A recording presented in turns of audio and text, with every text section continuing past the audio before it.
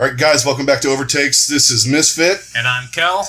We're going to hit you with a recap of Wednesday, week 1 of stage 2. We're going to do it a little different than we normally do. We're going to hit you with some just general stuff, and then we're going to hit our match of the day for Wednesday and our match of the day. Figured we want to change it up a little bit. Go a little more in depth into the matches that really matter. And then just like touch on the other matches and other things and give our thoughts on those types of stuff. Yeah. Which the first thing I'm going to throw out there before we get started is, I don't know about you, but I usually don't nail Blizzard to the cross for anything, but I've been watching a lot of these matches, and man, I am sick of fucking Genji. Yeah. Please focus on something else. Yeah. They missed like 5 team fights this week. Yeah, some of the camera work this week and what they're focusing on is just, we need to be... And I get it. Some of it. I get like, all right, Dragon Blade, yeah, I want to see that. Oh, yeah. I don't want to see Genji flipping in the corner, fucking throwing shurikens into nowhere. Right. I don't need to see him on Lijiang Gardens just hanging out in the building to the right. And then, like, it's like, a double jump. And then, another double jump. And then he threw some shurikens. And then Uber's going crazy about something on the point, and you have no idea what's going on. Right. Because they're focusing on Genji. And, like, the other stuff I get focusing on 76, Tracer, and Widow. There's different perspectives, but sometimes they just, like, EQL was, who we're going to get into. EQL was on screen more than anything. Right. And it's like, for the whole weekend. I want to be, like, I want to see that, but we need to have more switch-ups at times. When they're not doing anything, find whoever is in the middle of some action. Let's see that. Yeah, let's see some more... A little bit more Lucio angles would be good. Yeah, some Lucio angles. I get it's kind of shaky, but you're showing Tracer. Right. Let's see some, I don't know, some of the tanks, some of the Reinhardt, some Winston, some of that kind of stuff. I'd love to see some more of that. Yeah, some Diva. I'd love to see some Diva. Because it seems like the tanks, they hit the tanks. Like this week, they were flipping through the tanks when like pretty much all the action was done, and they were just like fucking spray painting the walls and shit. Right. Yay. Right. I want to see the tanks in the middle of the action. Yeah, exactly. I want to see some of... I mean, it gets a little fucking hard to watch, but so does watching Genji all day. Right. But, okay, so off of that... That's our little rant for... That's a rant for the day. The start. We haven't talked about my team, which is a fucking rant in and of itself. But anyway, so, new meta. What are we thinking? We liking this or what? Oh, my God. It's just so much better. Oh, yeah. It makes such a huge difference. We touched on it a little bit when we went into our Friday preview. Yeah. But just even more so, just seeing so many different characters played. Yeah. Each map has like its own meta, and I think this is exactly what Blizzard wants. Yes. They want each map to be specific to... Or like have specific characters that play really, really well on the... And almost point to point. Yes. Yeah. Because, I mean, you're seeing like on Volskaya, so you're seeing either teams going in with the 76, that 76 Tracer, and, kind of divish comp, or they're going in Meatball. Yeah. But then you're going on to point B, and people are switching to Reaper. You got a lot of Sombra play on defense, which, by the way, Hagopin is the best fucking... Sombra on point A on Volskaya I've ever seen. I mean, Hagopin might be one of the best Sombra players in the league. Dude, my God, but see, the thing is they're playing around him right, and if some of you guys don't know how to play around Sombra, when you hack the health packs, you don't just say, okay, that's when I get health. You get poked, you go get the health pack, it builds up the EMP fast, real fast. And by going to getting poke damage, I don't mean diving in with Winston into 6 people and fucking dying. It's stepping in, getting a couple of shots from a soldier 76 or a Tracer or that's whatever. Like halfway across the map. Yeah, don't get your head taken off by Widow. You really can't get healed up from that. No. But anyway, I'm just liking the different metas. Like on King's Row, how many different things you see on that? Oh my God, I think they still haven't every team is still just whipping out crazy things. Compositions that you just haven't seen before. Yeah, and Wednesday was weird because you had people that are like, all right, we're back into this. Oh, fuck, we're back into this. Right. There's no mercy. And you've seen a couple teams with, getting into tank trouble.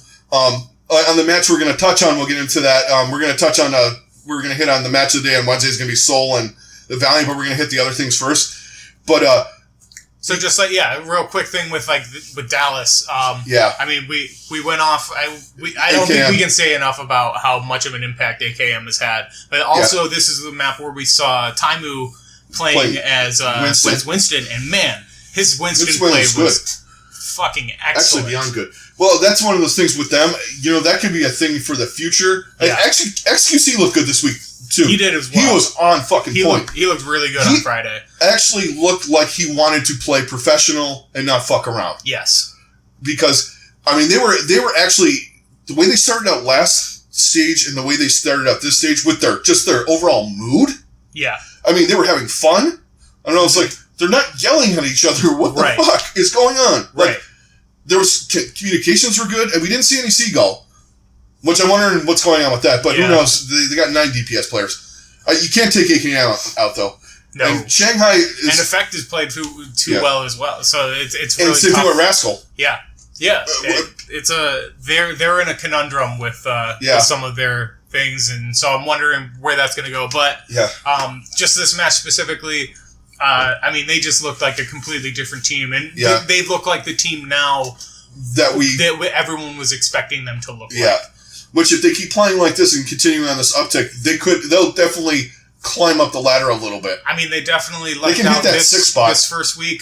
I'm not 100% sold that they've completely turned it around yet, because both of the teams that they played this week are definitely not top tier in any way, shape, or form. I mean, the new players take it with a grain of salt. But at the same time, with play that AKM had, with some of the things that he was doing, that could definitely translate to playing against anybody. Yeah, and that translates into W's. Exactly. And they definitely have had better support play without Mercy. Some teams are going back and forth with the Mercy because they had good Mercy players and they're okay with it. Right.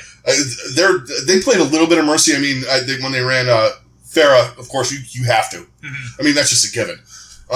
Which AKM has a sick Farah as well. Yes. And the other match of the day, I mean... Well, I just wanted to touch a little bit. The one map that the Shanghai Dragons did take was purely because Undead and Dia were just like, fuck it, we need a map. We are taking this map. Yes. They just went off, like, they go off on one map by themselves, like, and wreck everybody because they have to right now. Yeah. That's the only way that they're winning maps is because those two just go off. And we have no understanding, and we talked about this last week, we have no understanding of visas and all that, so... Yeah. And nobody's posting anything official as to when we're going to get them in, so, they're still playing with the base roster, and they look better than they did, but Dallas still kind of kicked the crap out of them on 3 maps. For sure. Which was good for Dallas. And then we saw the Gladiators look like a different team with Fissure, which is what we said they needed. Yes. And the San Francisco looked like San Francisco. I mean, there was no... Yeah. There was no insane play on that. Flat. On that game. That was a... We just saw some really strong tank play from Fissure and some really good... the reason why they got him. Yeah, exactly. We saw why he got him, or why they got him, and the whole reasoning behind that. Although we did see Dax sleep dart from across the fucking map. That was nice. That was a nice and the first time he ever played Ana. Right. Not the first time pro Ana. Right, and probably the best possible sleep dart he could have had at that exact moment. That was clutch. Was it a ulting and boosted, nano boosted? Soldier. It was a Soldier. It was Soldier, yeah. Yeah. Nano Visor Soldier. Shutting down 2 ults with 1 sleep dart. That's was beautiful. Clutch as hell. Yeah. Too bad it didn't result in any W's for them at all. Yeah. That was the best play they had all day. Right. So let's move on to our match of the day. Match of the day. Seoul and Los Angeles. I know what you guys are thinking. It was a full 4-0 stomp job, but there's a point to this. Yes. And it's really, the biggest thing is that, hey, these are 2 top-tier teams, and Seoul was out to prove something, and my God, did they! Yeah, and we saw why the Valliant people were questioning their tank play before, like from those guys when they were playing in Apex and stuff. Mm-hmm. Without the Mercy, they were terrible. Yeah, and Bunny was going nuts. Yeah, which they finally needed. They needed that shredding. And Fleta was being Fleta. Yep. Overall, Seoul just was a different completely team. dominating, and they looked like They looked like what everyone was expecting them to be all of last stage. Exactly. And they just went out and they said, look, motherfucker, get ready, because we're taking it. Yeah, we're coming, and we're not stopping, and we're not slowing down. We're taking every map we can.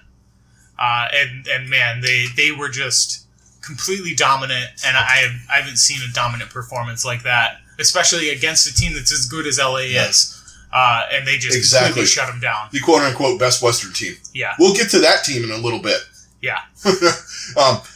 Seoul basically took them out behind the woodshed and just fucking... Just put them down. Put Lassie down now, guys. Yep. But they went a little overkill, and they put Lassie down a few times. But there were some issues in there, too. For as good as... Toby was insane. Rouge Hong was a little off. He wasn't his normal self. Yeah, he was not. But, you know what, though? The rest of the team was like, fuck this. Yeah. He usually hard carries. Well, not hard carries, I guess. But he definitely carries is in some a large contributor to any wins that they get. He was a little off, though. So, that was the only negative. Game. There was nothing the Valliant could do. No. Nothing. No. They couldn't get anything going. Anytime they started to... Yeah. Seoul was just right back there to shut them down. And and I don't know what they're doing with their roster and stuff either. They got these guys like Grim Reality and stuff on the bench that are decent fucking DPS guys. Right. And they switch agilities out, and then they put in fucking Kareev. Yeah. He's whatever, dude. I mean, you guys are the coach, but I saw this dude play. Some really questionable substitutions there. Yeah. I mean, I don't know. I'm questioning them like I question Seoul a little bit. Like, why is Rouge Hong playing Mercy? Right. Why don't you have a pro-level DPS player playing DPS, and you have your essentially your flex support playing DPS? And he might be good. These guys are good at the game. Oh, yeah. I mean, I have no doubt. But the other guy, Grim Reality's never even gotten a shot. Yeah. It doesn't make any sense. It makes no sense to me. To have these guys on the roster and never play them at all. Just to at least see what they can give you. Because, honestly, they're like, Soon is good, Agilities is good, but they're not the best. Inconsistent. Silk Thread is inconsistent. See what you got with. And Agilities gets fucked when they're playing a really, really hard team sometimes. Yeah, I feel like he almost gets tilted or something. Like or panics. I don't know what it is. There's times when he doesn't. Yeah. I feel like he presses. Yeah. When they're playing a really good team and they know they're playing a really good team. He's like overhyped. Yeah, and he tries to do too much and it ends up being too little. Yeah. And because he's just being over aggressive and just putting himself in poor position to try to do anything. And to be brutally honest about the match in general, it was probably the best match of the day. Even though Shanghai took one map, everybody was in control. And that was the one to focus on. I mean, we could have focused on Dallas with AK. It was more about AKM and timing in their lineup than the actual match itself. Yeah. It had nothing to do with the match. But this match was just Seoul putting their foot down and saying, "We're still here. You better get ready." Right. Okay. And we will see you guys on the next one. Don't forget to like us, subscribe, all that good stuff. Hit us up on Twitter. Please subscribe. That's what really drives everything and gives us more hits and it just gives us more exposure. Helps us get more content out. Yeah. And that kind of thing. So we will talk to you guys later. See you guys on the next one.